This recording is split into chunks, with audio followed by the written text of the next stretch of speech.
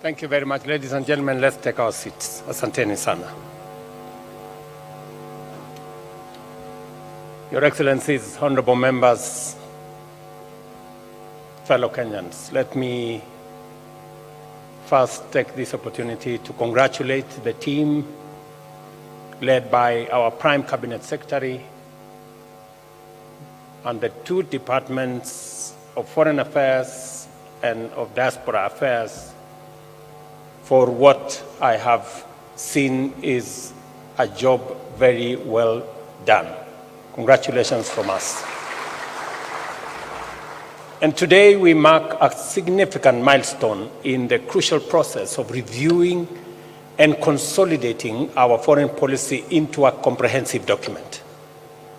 This policy reflects our strategic responses to global imperatives at both bilateral and multilateral levels, defines the values and principles driving our responses, and articulates our objectives as a nation.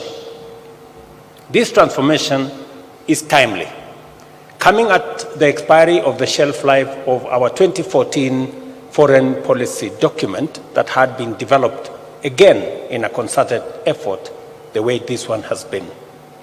Our foreign policy must align with the dynamic realities of both domestic and the international environment.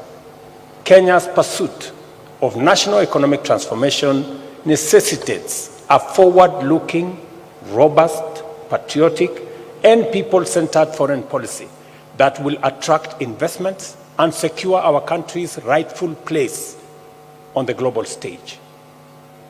At its core, Kenya's foreign policy is more than the management of relations with other nations. It's about shaping a destiny for present and future generations that aligns with our national interests. This policy, therefore, ensures that diplomatic engagements deliver tangible benefits to every Kenyan, unlocking the power of cooperation, the promise of partnerships, and the potential of a shared vision for a prosperous and interconnected future for our nation. The time has come to dismantle the barriers that have traditionally confined foreign affairs to the executive.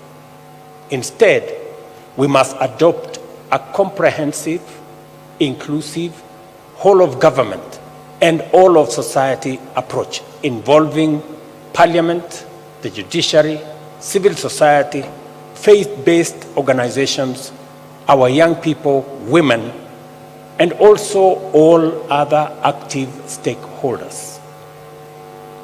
At the same time, our foreign policy must provide a sound framework for effective strategies that serve our national objectives, priorities, and interests through diplomatic engagement. Let me say this, that each and every one of us, whether we are members of the judiciary, members of parliament, members of civil society, whether we are sportsmen, whether we are business people, we represent Kenya in engagements with others. And therefore, we have a diplomatic responsibility to represent our country well. Its ultimate aim, naturally, is to improve citizen welfare, drive national progress, and contribute to shared regional and global prosperity. Globalization has driven intensive integration and interdependence, blurring the line between domestic and foreign policy. This makes it imperative to redefine and reestablish a distinct, comprehensive foreign policy framework, and this is the exercise this ministry is engaged in. The new foreign policy document outlines clear objectives, identifies emerging trends, and proposes effective responses to global dynamics. It incorporates mechanisms for implementation, monitoring, and evaluation, ensuring that our diplomatic sector serves as a catalyst for Kenya's prosperity. Notably, it highlights opportunities in emerging fields such as the digital diplomacy and climate diplomacy.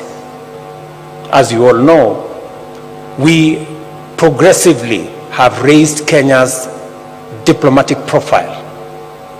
It is the reason why, for the first time in Nairobi, we held the first ever African Climate Summit in Nairobi. And I did it specifically because Nairobi is the environmental capital of the world, and we must lead in matters environmental diplomacy. It is the reason why our voice as a country is counted on by our African friends, by the global community, and we carry the weight of the fact that Kenya hosts the United Nations Environmental Program, and it is the reason why we have leveraged on it to raise the profile of our country and to make sure that Kenya plays in the right league. And I am looking forward to the Ministry of Foreign Affairs continuously managing that space in a manner that profiles Kenya positively. Without a doubt, economic diplomacy remains central to our foreign policy. Kenya's position as a regional financial hub, backed by a strong banking sector and hosting the largest World Bank station outside Washington, underscores its importance. Recent engagements, including the African Development Bank and IDA summits, have emphasized the critical role of the private sector, youth, and civil society in economic diplomacy. When I was requested by the World Bank to host the IDA negotiations in Nairobi, when I was requested by the President of the Africa Development Bank to also host their summit in Nairobi, it demonstrated Kenya's new profile as a destination and as a voice for economic diplomacy. We must build on it, we must leverage on it, and whatever it is that we are doing, whether it is with the World Bank or the Africa Development Bank, must eventually accrue benefits to the people of Kenya. Our foreign policy must, therefore, advance the strategy of creating more and better trade and economic opportunities for industries and enterprises, with a special focus on the empowerment of small and medium enterprises and the inclusion of marginalized groups such as young people, women, and persons living with disability. In so doing, our foreign policy dovetails with the bottom-up economic transformation agenda. To benefit from this complementarity and alignment, it is time for us to be imaginative in order to enhance the capacity and the efficacy of our missions abroad and use them to promote trade and promote investment and position Kenya as appropriately as they can. Our nation's reputation as a dependable peace and security actor is a source of pride. Kenya has established strong credentials in the area of regional, Pan-African, and global peace and security engagements and operations. Our long-standing tradition of effective peacemaking, peace building, and peacekeeping has defined us as a force of common good in our region, in our continent, and globally. And sustaining this positive legacy is an important strategic priority for us. I expect the ministry to continuously focus in this space. It is the reason why we are engaged in all the interventions. Now in South Sudan, we're also engaged in the main Sudan. We are engaged in Somalia. We've just come out of DRC. And the global community approached Kenya to take our place in Haiti. It was not because of any other reason. It was because Kenya has positioned itself as a country that understands peacemaking, peacekeeping, and peace diplomacy has been, over time, a place where Kenya excelled. And it is our intention, and I'm sure you will put into the finer detail of this document on how Kenya can leverage on that space to make sure that we not only play our role, but we also profile our country positively. This is why, at the moment, Kenya is leading the UN-approved multinational security support mission in Haiti and mediating peace efforts in different parts of our region, including South Sudan, as I have said, Sudan, and across the region. We are determined to remain a peaceful nation, at peace with ourselves first, at peace with our neighbors, and also working with friends across the world. Under the Shirika Plan, which is another huge invention of Kenya, our innovative refugee program, we aim to transform camps into integrated settlements, setting a global standard for sustainable and affirmative humanitarian response. I had, for example, an engagement with the UN representative of Matters refugees, and they are working with other countries that have refugees, learning from Kenya how to integrate refugees and how people who have lived in a country for 30 years cannot continue to stay in camps, how we can integrate them into society and how we can use them as a force of good. And we are making huge strides in that space. I hope this policy document will capture the innovative measures we have taken with our refugees, use them to profile our country, use them for matters diplomacy so that we can contribute to the welfare of not just refugees in our country, but refugees living everywhere in the world. Ladies and gentlemen, we are not new to climate diplomacy. Our country has a long and proud tradition of environmental diplomacy that dates back to our earliest years as a republic. By 1972 Copenhagen Summit, our voice and stand with respect to ecological stewardship, biodiversity conservation, and environmental sustainability was distinct and well-defined. We have sustained efforts to consolidate our role as a champion for conservation in the face of relentless global warming, which has ushered in unprecedented climate change. It has become imperative that we take a strong stand to promote urgent and effective climate action locally and globally. As chair of the Committee of African Heads of State on Climate Change, I had the honor, as I informed you earlier, of co-hosting the inaugural Africa Climate Summit in Nairobi, which produced the landmark Nairobi Declaration, a collective position of Africa's pathway to climate action, sustainable investment, and green industrialization. Kenya's role in shaping global climate conversation is a testament to our commitment and our dedication to matters climate. Kenya's engagement in global health diplomacy is also guided by lessons learned from COVID-19 pandemic and our commitment to enhancing inclusion and equity by promoting public and private investment to expand access to quality health care, address disparities, and strengthen domestic health systems while partnering to address pandemics and emerging public health challenges, not just in Kenya, not just in our region, but globally.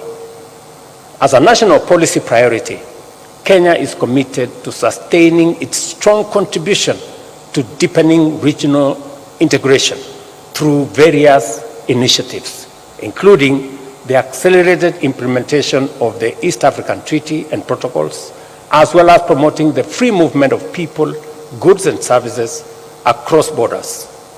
This commitment extends to our obligation under the Common Markets for Eastern and Southern Africa, COMESA, the tripartite free trade agreement that again came into force this year in May after meeting the threshold, and our efforts to actualize the Africa Continental Free Trade Area. To this end, we have adopted a visa-free policy and the Pan-African Payment and Settlement System to facilitate free movement and promote intra-Africa trade. Let me say this with clarity, that we have championed, we've taken the front line in making sure that Africa trades together, works together, and we ease movement within this continent.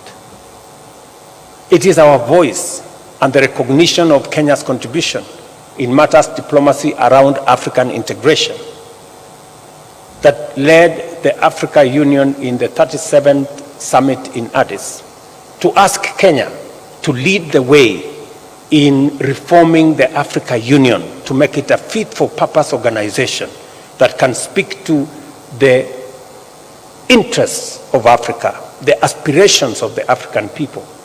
And I want to promise you that I am putting together the report after meeting several stakeholders, and in February, I will be filing the first report to see how we can make the Africa Union a fit-for-purpose organization to drive our integration, to drive our investment and trade, and to make sure that we position our continent as we position Kenya in the right trajectory as we look into the future.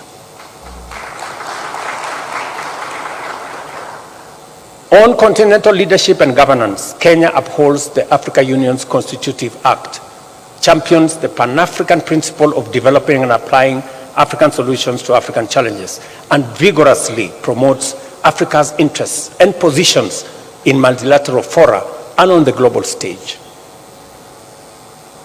As I have told you, as the current leader of the AU institutional reforms, we are committed to establishing a well-financed, assertive African Union capable of addressing the continent's challenges and advancing its strategic interests.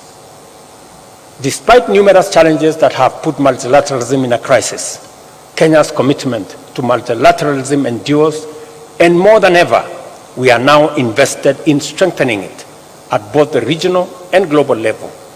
In all these endeavors, our positions are firmly aligned with the founding principles and constitutive instruments of the Africa Union and the United Nations, while being guided by our national interest. As a member state and host country to major international institutions, including the UN, Kenya has a strong interest in championing for their further empowerment and reform.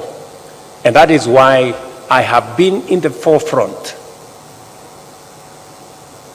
and we have been as a country in the forefront in championing the reform of international architecture, whether it is the UN Security Council, multilateral banks and financial institutions, because we need to make them fairer, we need to make them much more responsive. And Kenya has a stake because we host the only UN headquarters in the global south here in Nairobi, and therefore our voice matters.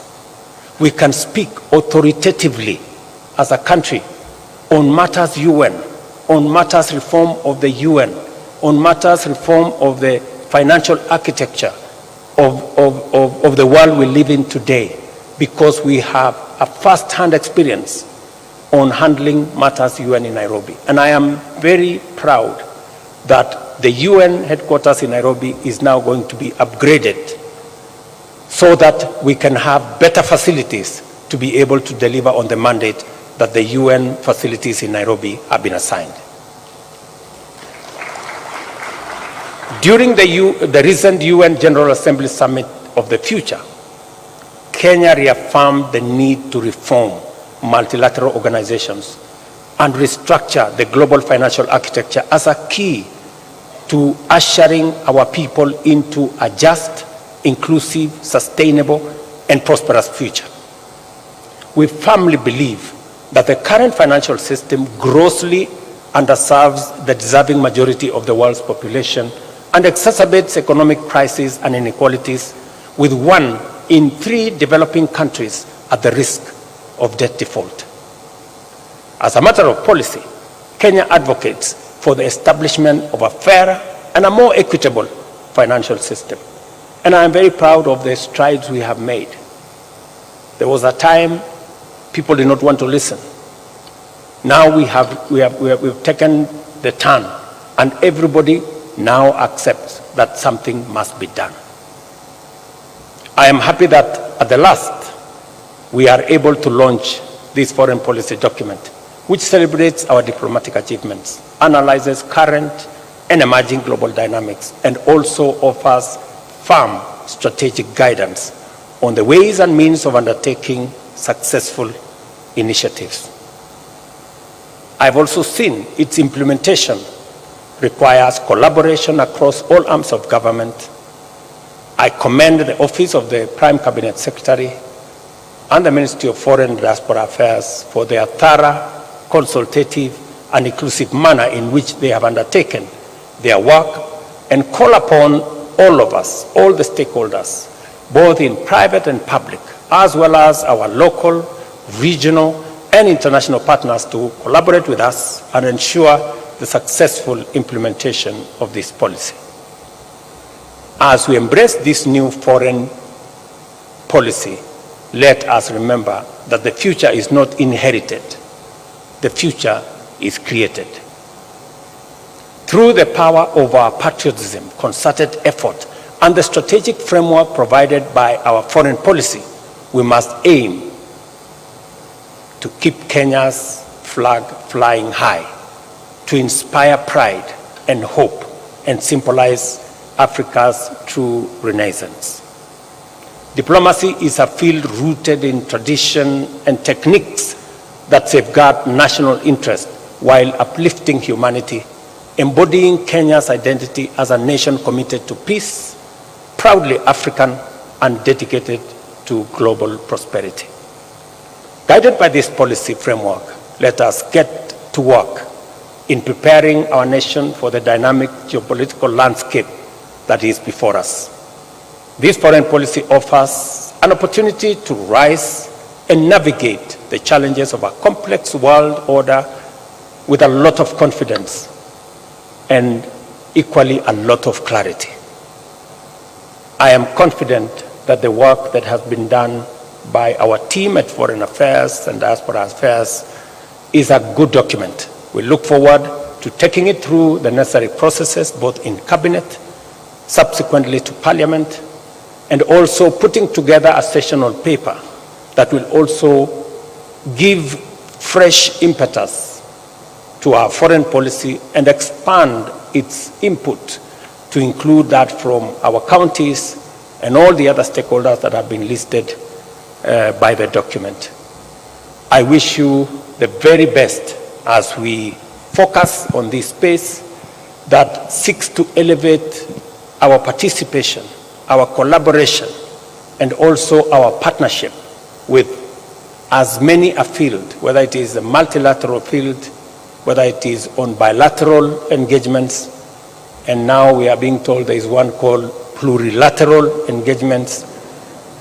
So that whole space and whatever it contains, this document will help us navigate in that space. We will input when the document comes to Cabinet. I am sure Cabinet will also inform this document as has been informed by others, so that we can end up with a document that is fit for not just the present, but also articulates with clarity the medium and the future that we all aspire to. Thank you very much. God bless you. God bless our great country, Kenya. Asanteni sana. Thank you very much, Your Excellency. And with your permission, Your Excellency, allow me to invite the Kenya Policy Review Committee for a quick photograph. Let us kindly take our seats briefly. If we can kindly take our seats briefly. Let's have the Kenya Policy Review Committee, also to be joined by His Excellency the Deputy President, His Excellency the Prime Cabinet Secretary, the two chairs from National Assembly, Honorable Haika and Honorable Koech. Kindly, if you can also join in this picture as we get to the close and